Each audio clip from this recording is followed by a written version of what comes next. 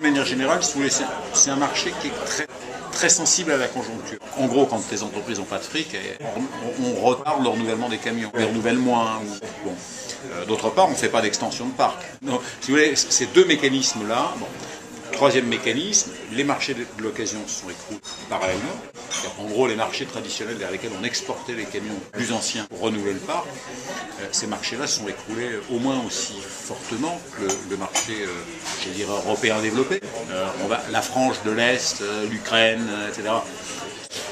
Tous ces marchés-là ne sont pas des marchés qui ont gardé le même dynamisme quelques années auparavant, qui étaient très forts et qui permettaient d'écouler des véhicules usagés. Le Maghreb aussi. Donc tout ça, ça a un effet dépressif sur le marché globalement. Ça ne veut pas dire que s'il y a une reprise, elle ne peut pas être également brutale. Je crois qu'on est dans des marchés extrêmement vigoureux, exactement comme le marché aérien. Regardez, en matière aérienne, on vient avoir des coups très forts en matière de passation de commandes, et puis 6 mois après, les choses repartent, etc. Donc le fond de l'affaire, c'est de savoir, en gros, quelles sont les perspectives à court moyen terme des transports. Puis après, vous avez la spécificité française qui est autre chose. Le marché français ou le secteur des transports routiers français a des particularités.